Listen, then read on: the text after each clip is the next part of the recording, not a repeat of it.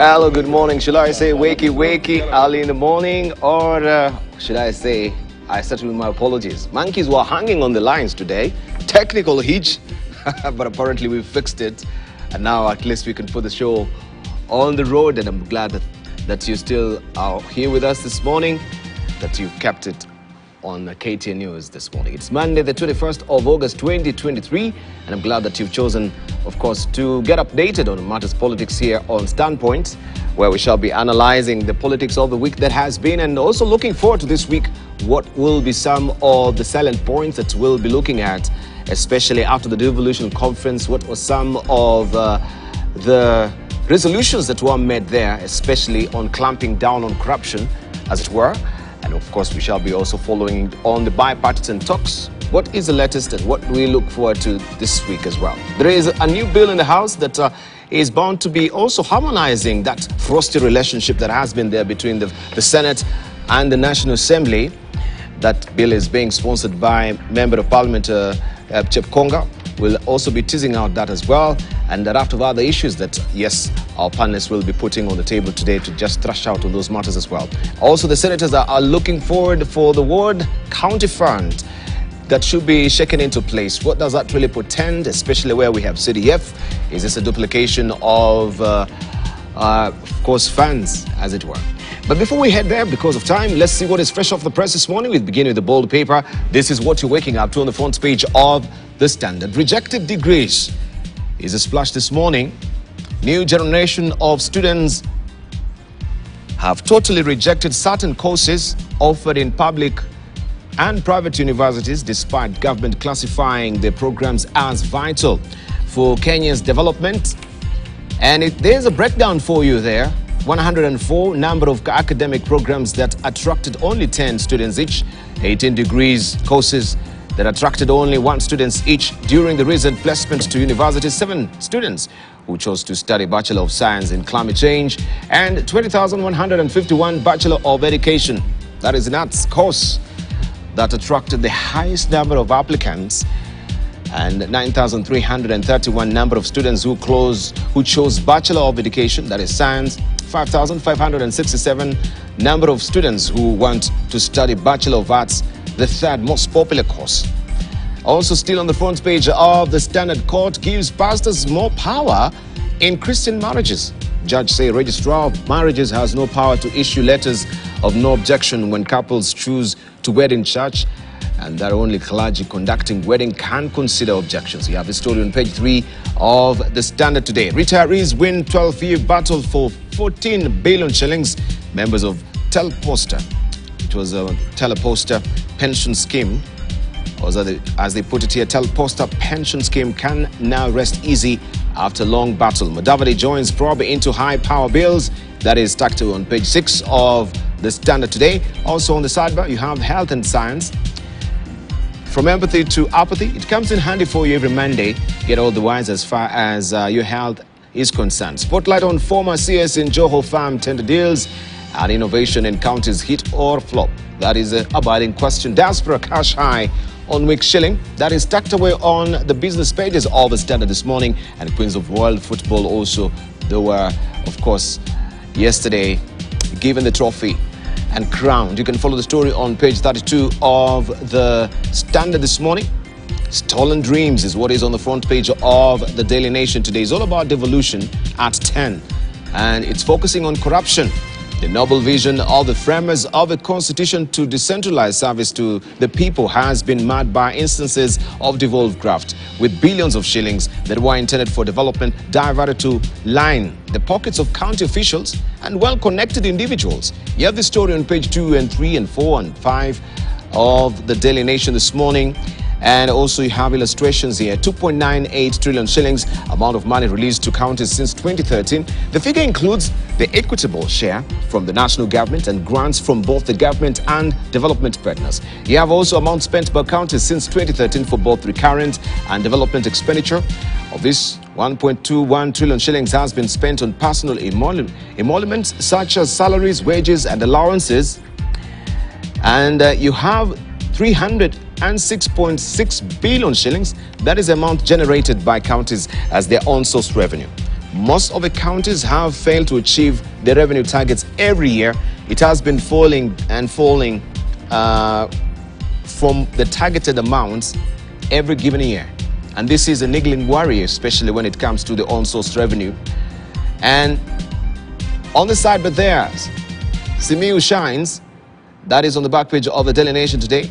Kenya's Daniel Simiyu Ebonye celebrates after clinching second position in the men's 10,000 meters final during the World Athletic Championships at the National Athletic Center in Budapest yesterday. Simiyu bagged Kenya's first medal at the championship after finishing second in the race won by Uganda's Joshua Cheptegei. You can follow the story on the back page of the Daily Nation this morning. Also on security, Interpol deals blow to cyber criminals. An Interpol-led cyber security operation, which was launched in April, successfully dismantled 615 malware hosts that were targeting Kenyan websites. You can follow the story on page 8. And also, Golden Jubilee, KICC gets first lift after 5 decades. All that tucked away inside the dailies. Ruto moves to counter Raila influence in Gusii region. We'll give you that story momentarily. And also, banks reject increase of cash deals to 2 million shillings. Lenders say this will increase avenues of corruption. Remember, that had been lifted, that you don't have to disclose why you are actually withdrawing that or transmitting that eye-popping figure of 1 million shillings. It had been pushed to 2 million, but banks, they are raising hesitation with this, especially in light of money laundering and terrorism. This is the Daily Nation. Are education officials treading on girls' periods? That is another probing question that is headlined on the front page of the Star. There are concerns and audit is revealing pads of poor quality could easily fall off. Medics warn poor quality could cause infections, skin irritations, and worsen stigma. You can follow the story on page 4 and 5 of the Star. And Ruto team sends mixed signals as bipartisan talks resume. It's all about uncertainty, and we can see Governor Simba Arati and President William Ruto holding court here during the interdenominational service in Kisii yesterday. On the side, Lavington elderly couple arrested over land disputes, and college students' body found after 10-day search. All are tucked away inside the Star, not resting in peace also. MPs are raising concerns regarding Langata Cemetery, where our loved ones who have passed on, they cannot seem to be resting in peace because of wild animals actually feasting on their corpses there, which the bodies, we know, they have been buried there shallowly. You can follow the story on page 7, where it says that wild animals are feasting bodies buried at Langata Cemetery. This is what legislators are raising concerns about, and you can follow the story on page 7 of the Star. Hiring scams. KDF bosses put on the spot. Hiring scams. KDF bosses put on the spot recruitment fraud. At least 25 officers on trial or are under probe of a job scandal ahead of next month's drive to hire soldiers. You can follow the story on page 4.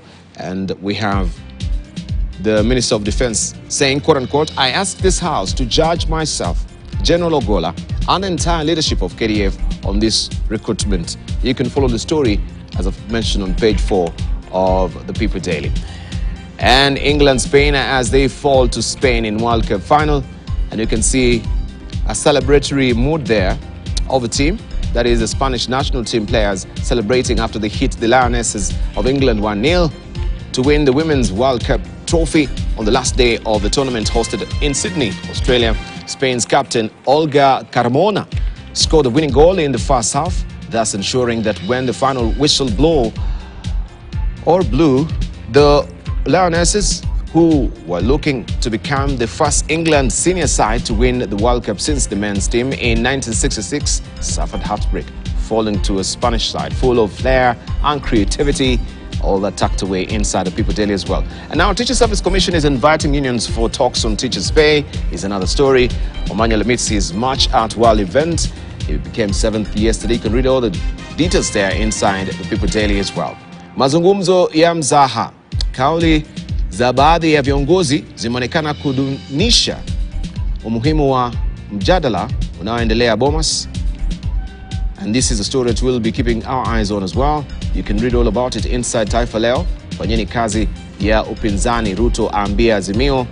All that also tucked away on page 2 of Taifa Leo this morning. State to step up from, or to step back from Gulf fuel importers scheme. That is the splash on the front page of the Business Daily. IMF fears deal exposes taxpayers to currency risk. Obligation estimated at 4 billion shillings. That is $4 billion, I should say, 572 billion shillings by September. All that tucked away on page 2 of the Business Daily this morning. Inflation slows down VAT growth to softest pace in decades. Court freezes sugar traders' accounts on KRA tax claim. And CBK rejects 33 billion shillings bond bids in rate standoff. And banks oppose plan to raise large cash reporting threshold. All that tucked away inside the Business Daily. You can see there the insert of Director General Saitoti Ole, that is Financial Reporting Corporation there. All details is tucked away. Financial Reporting Center. All details is tucked away on page 2 of the Business Daily this morning. This is what is happening in Tanzania briefly. I'll cut it short so that now we can buckle down to our discussion as well. It will be running by your screens on the split there for you to just get apprised of what is happening. Farming shines as July investments hit $427 million. This is what is a bumper harvest in Tanzania. In Uganda, Peter Ture ordered to pay 244 billion shillings. That is a story that you want to follow, a dead end. Read all the details there inside the Daily Monitor if you're waking up in Uganda this morning. And Zaria Court from symbol of war to top recreational hub. This is happening in Rwanda this morning. And also, we can look at the East African this week. Exit MONUSCO. Who is next? That is their burning question on the front page of the East Africa this week. Congo's southern neighbors are sending in a force to buttress its defenses as the UN mission leaves after 25-year checkered history. The UN warns that the security situation in the troubled East could worsen unless another mission steps in. Who will it be? EAC or SADC? This is a question that you want to read all about it on page 4 and 5 of the East African this morning. All right, we shall be looking at the detailed cartoons as we continue with the show. Allow me to introduce our panelists who are already here up and early. We have Dr. Makale Molo, who is a member of parliament for Kitui Central. Also, we joined this morning by Senator Tabitha Mutinda, who's a nominated senator. Hilary Sigay is the senator for Bomet. And also, we're joined by Farah Malim, who is a member of parliament, Dadaab, also member of the speaker panel. The speakers panel. Thank you for joining us this morning, gentlemen and lady. Farah Malim, Hilary, it's been a while. Thank you. Mheshimiwa Makali, Tabitha Mutinda, good to see you as well. After the Devolution conference, there are a lot of issues that we want to discuss, especially in regarding to resolution form there this morning. But I just want to hear your voices early. I can begin with you, Dr. Makali. How is Kitui Central? Yeah, Kitui Central is fine. I was actually there. I came last evening. Still a bit cold. It's getting warmer, but not very hot now. But we are doing well. Mm-hmm. We are doing well. Mm-hmm. We thank God for it. We got some good harvest this time. It's only that we don't have very big farms. You know, Kitui Central is a very densely populated area. Mm-hmm. So we don't have big farms. So even when it rains well, we still don't get a lot of food. But areas where there are big farms, they got some good harvest. Mm-hmm. Generally busy with events. Mm-hmm. As usual, you know, members of parliament weekends are very busy. Mm-hmm. Yeah, but we thank God for everything. All right. Yes. Thank you. Let's hear from Tabitha Mutinda. Good morning. Good morning. As we are good, yes. It's a very, very busy week. We were seeing issue on devolution, and it was a great function. We were able to focus on our key goals, both the Senate and the governors in terms of the objectives. You know, looking at the achievements 10 years down the line, at the challenges, corruption issues that have also been mentioned here and there, and all that. So it's been a busy, very busy week. We are actually on recess. as we speak, but the committees are still going on. Apparently, I tend to find that there is never recess in true recess in Parliament. The only difference is that there is no afternoon session, but work is still ongoing. Work is still progressing. It's been busy, but we thank God that all is fine, and we believe that all the things that we were able to discuss, all the things we were able to put across in terms of the different levels of innovation, collaborations, partnerships, and all that, more job employment creations, all the plans that also the national government has, the encouragement of the national government working with all the county governors, all the 47 county governors, is something that is also very positive. So we're looking forward for a lot of positivity, a lot of good changes. Yeah. Right, thank you. Thank and of you. course, we shall be discussing what you've been fronting for the equitable share, the ward fund, and why is the Senate really pushing for the ward fund. That is also a matter that we'll raise as well. And the new bill that is on the floor of the House, being sponsored by Jeb Konga, how to harmonize the frosted relationship between the National Assembly and also the senators as well. Farah Malim, good to see you. You look so serious this morning. Yeah, you have your face really contorted. No, and I'm listening to you. I'm keenly listening to you. No, I think you're right. I mean, there has been quite supremacy wars between the two houses of Parliament. But the reality of the matter is that, and I always tell these people, my fellow colleagues, that what was the purpose of having the Senate in the first place? The Senate is there to protect the union of the country. It's called the House of Union. This is the union of the 40-something nations of this country. That's why you have one representative from Kakamega, which has a voting bloc of, is it how many? Over 2 million? Yes, and you have equally one representative from Lamu, which has a voting bloc of 300. maybe somewhere, well, about even less than that. No, if Senate has got to be the House of Union and basically protect the devolution, and also have its own mandate as watchdog, not only protected but also be on the watchdog of the devolved units. The past is strictly supposed to be in the hands of the House of Representatives. If this has to be modeled as we had put together last time along the American system, we're not trying to reinvent the wheel again. We modeled it along the American system. And in that case, it's pretty much limited.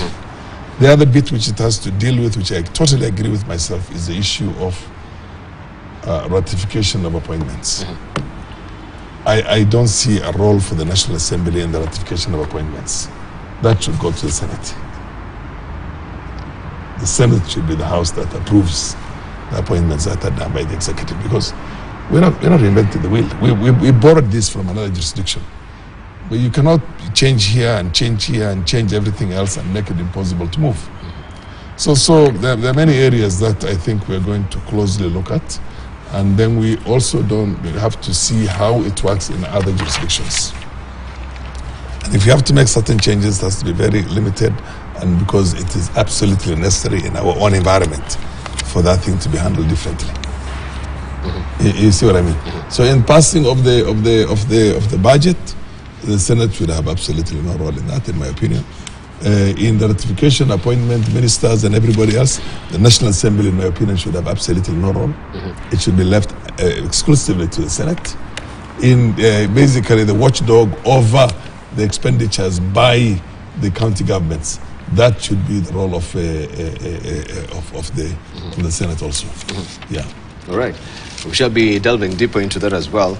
I wanted just to ask on the issue regarding the devolution conference, just as a follow-up, especially for the senators, some of the resolutions that really came out from there. And we can see, even when you look at the dailies, corruption is one of the biggest hurdles that the president has been raising concerns, especially the counties who've not been able to tame corruption and slay that particular dragon. if you look at what is saying here on the front page of the Daily Nation, the stolen dreams and the figures broken there and given out, this should worry us that the noble vision, it says, of the framers of the Constitution to decentralize services to the people has been marred by instances of devolved graft, with billions of shillings that were intended for development diverted to line the pockets of the county officials and well-connected individuals. So the question that is being raised is, if you want the ward fund also to be instituted as you are really pushing for as a Senate, how then do we deal with the issue of corruption first before we think about disbursing any other monies to the wards? Thank you, Debal, and I'm happy to be back. It's been a while. It's been a while. Yes. Happy to see also my colleagues, senior here, Farah, who I always miss the stories whenever I'm away from this, and the experience that he's had in the legislative agenda of not only this country but beyond. Good to see Makali as well, and my colleague Tabitha here. Before I just respond to that element on the ward fund, allow me to also comment about the weekend that it was. Just came back from the lovely county of Bomet. Unlike my colleague Makali, we are expecting bamba harvest across the county in terms of maize and other crops that are being produced within the country. And it was such an eventful weekend also for me. We celebrated a number of good people. It was a philanthropic weekend. We had a gentleman we were celebrating who's young, with a big heart to support the community. And they say you don't have to be rich to be able to support the community that you live in. We had an event organized by the social media platform funds called Southrift. And we were celebrating a gentleman called Kendavin. We launched an NGO, a humanitarian foundation for him. And I really enjoyed the experience that those who have benefited out of this big heart shared with the community. It wasn't a county event, it went beyond the Bomet County.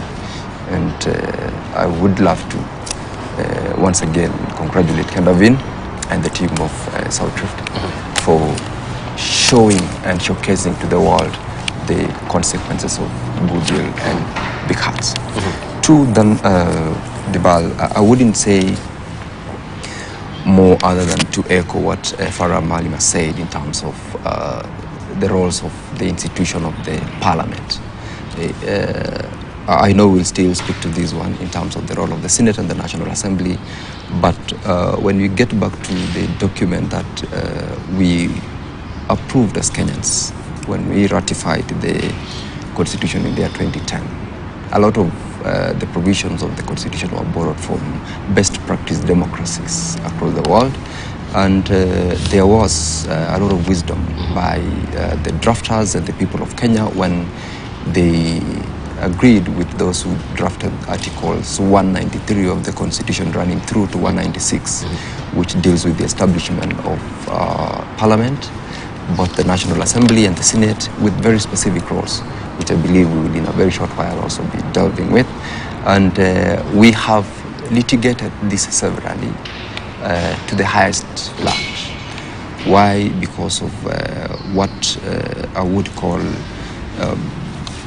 unnecessary sibling rivalry between the two houses as regards the legislation that is normally undertaken. At the moment, we've got active legislation in the Supreme Court about the provisions of Article 110.3, which gives the role of the Senate in terms of what is it that is supposed to go to the Senate, what type of legislation that is supposed to get to the Senate.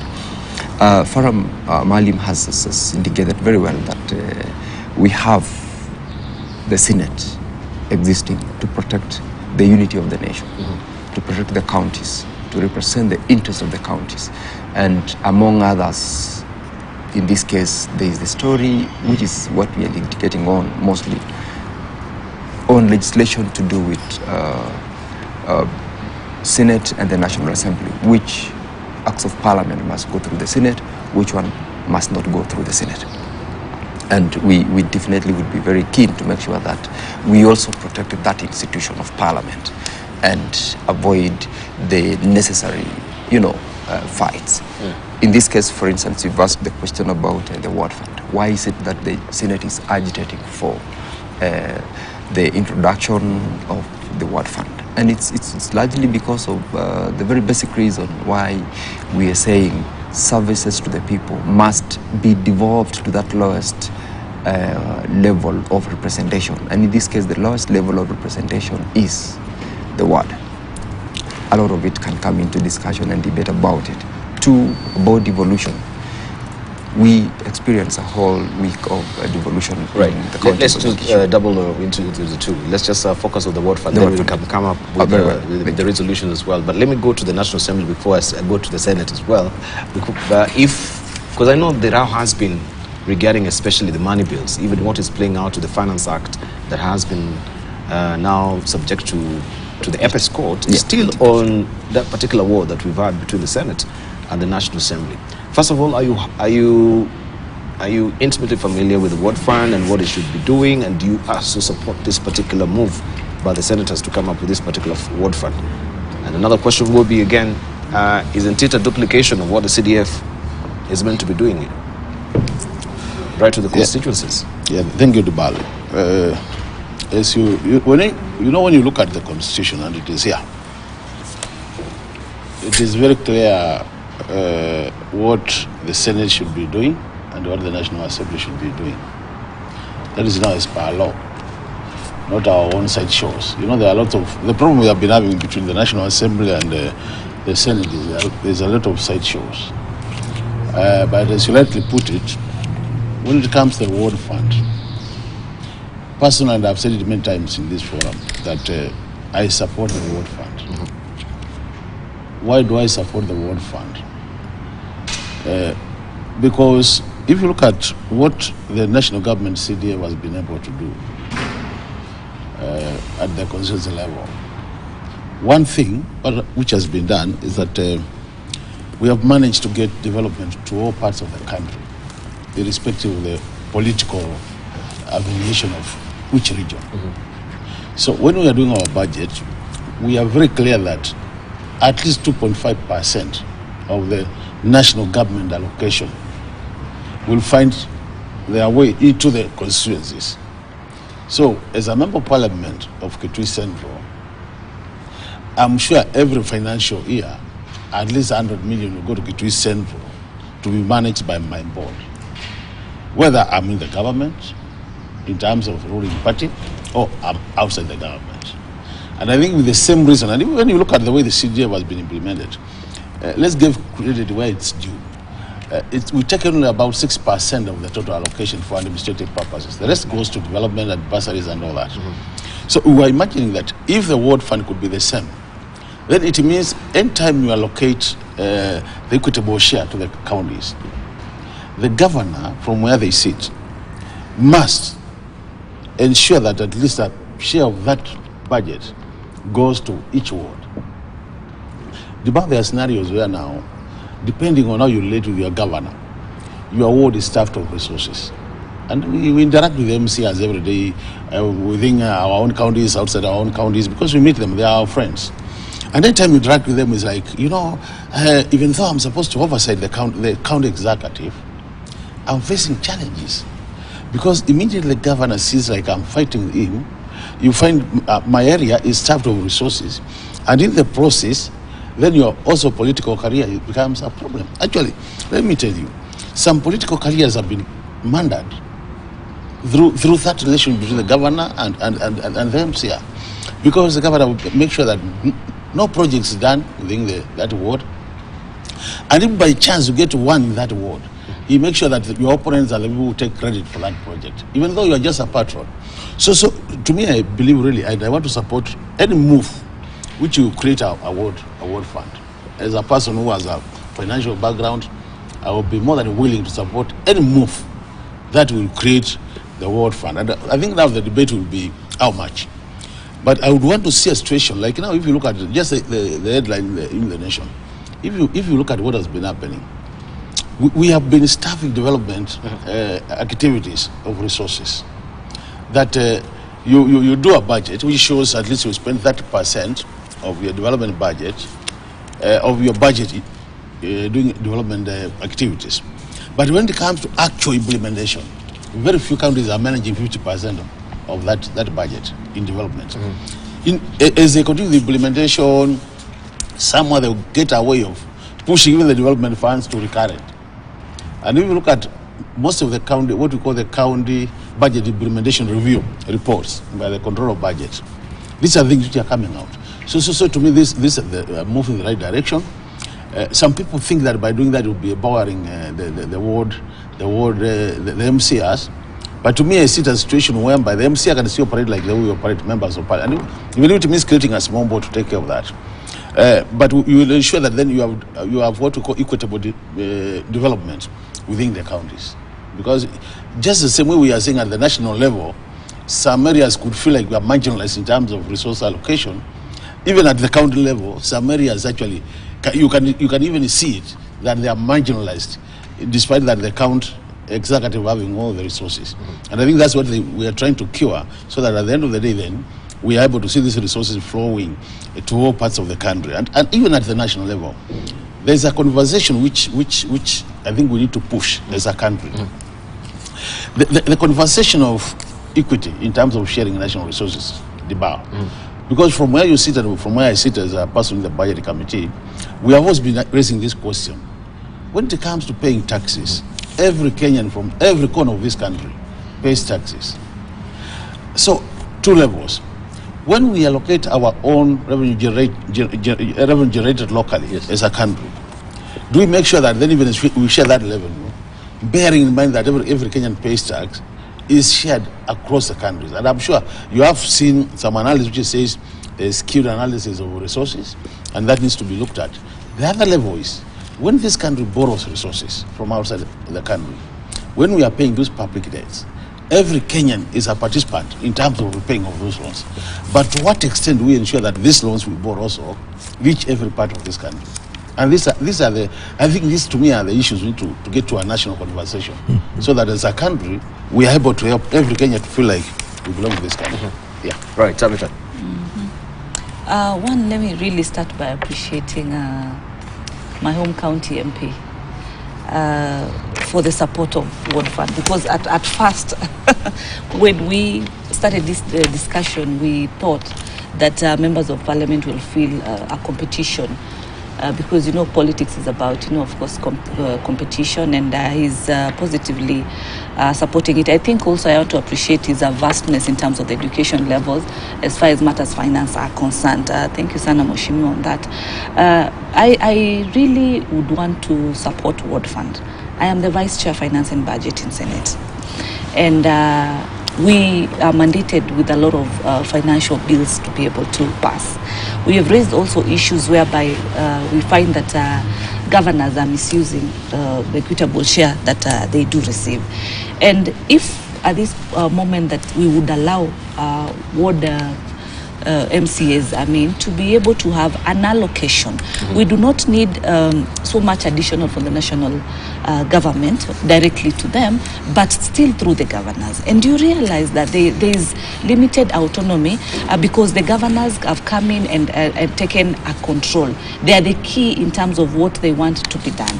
But what is the main goal is then how is the mwananchi benefiting maximally with this devolved government? It is when also there's a connectivity between the mwananchi and their MCAs who they've elected. And in what way? In ensuring that all the promises also the MCA was able to make in terms of development, it can be able to execute. It can be able to have a budget. There's been what we call the ward fund in terms of earlier when devolution started, you could see that the first governors would say that this amount, the MCA to be able to decide. That started, and at some point it died or it didn't work because it's a give take. The governor feels like you need to do this in terms of what I say, you need to pass this in terms of what I say, and then I allow this project to be done in your home. But you see, at the end of the day, it is the MCA represent the people, and it's the MCA what we call the public participation, whereby he will be there to ask the people, then what do we need to do? What do we need to prioritize so that they can be able to ensure development has been done up to the mashinani level. That is not happening. That is bringing a lot of forth and back. And as you can see right now, you find that the MCAs, yes, have raised many concerns in terms of their packages, salaries, and all that.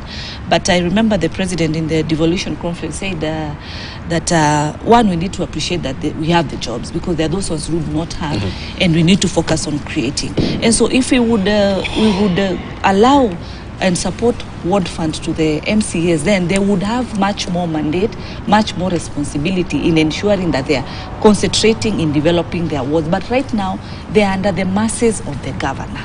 They are under the mercies of even the CECs. You can imagine the MCA who vets that CEC, the CEC is paid times 3 what the MCA is paid. Further to that, the MCA has no power in terms of ensuring that at least in that ward they are going to do a certain development. So it leaves an MCA who's rightfully elected as members have been, also the other members of National Assembly, senators, governors have been elected in this country. They get weakened, and they play a very key role in terms of that direct connectivity. Even as senators, we work very well with the MCAs. I believe also the members of parliament, they work very well, because you realize, like in Nairobi, where I represent, you find that we have an average of 5 wards per constituency. So this MP has an average of these five MCAs. And I see them working, most of them, working very well with these MCAs. Why? Because MCAs have a very key role to play. You realize again, unlike members of parliament, senators, we, because of being in the house, in parliament, we normally are in Nairobi between, from today, Monday, to about a Friday. But the MCA is in the mashinani, whereby Mwananchi goes and knocks at the door and say, Mheshimiwa, my kid has been sent home because of lack of school fees. Okay. So they are the ones receiving direct concerns from Mwananchi themselves. I'll come back to that as well. Let's just take a short station break. When we circle back, of course, we shall interrogate that and the Chep Konga bill, a new one that is looking forward to now streamlining that frosty relationship that we've had between the governors, all the senators, and the National Assembly, and if it will fly at this particular time. We've seen also Chep Konga's bill was rejected in 2015. That was urging, of course, some TWG, if you may remember, proposals as well. I'll give you all the details of that on the other side of a break. We'll take a short break.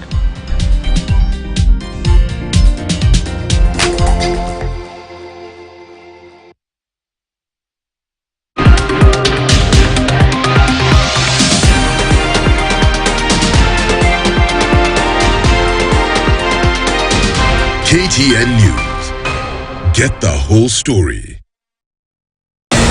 Kenya